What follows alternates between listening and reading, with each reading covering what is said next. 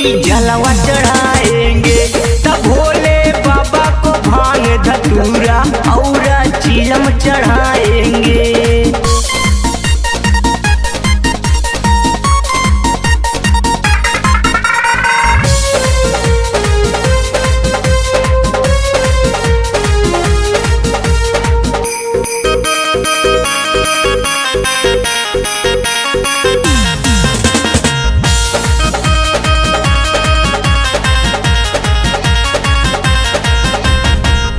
तोहरे ऊपरे हो बाबा आस हम लगवनी हो।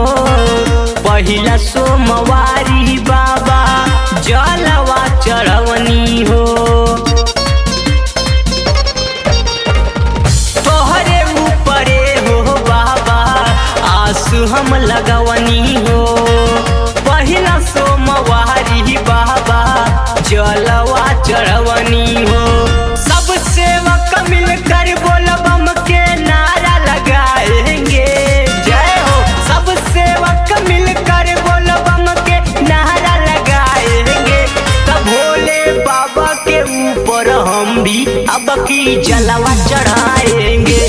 तब भोले बाबा को भांग धतूरा और गांजा चढ़ाएंगे।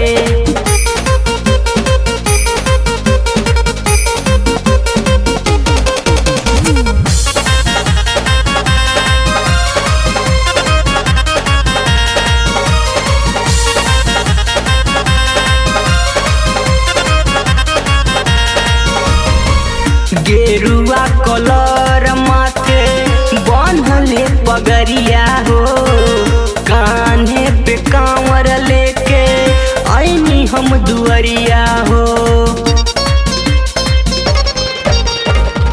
गेरुआ कलर माथे बांधले पगरिया हो।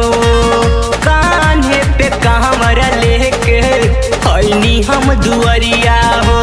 रिकेश बालेश्वर सुशील से हम भजन गवाएंगे। रिकेश बालेश्वर सुशील से ही भजन गवाएंगे।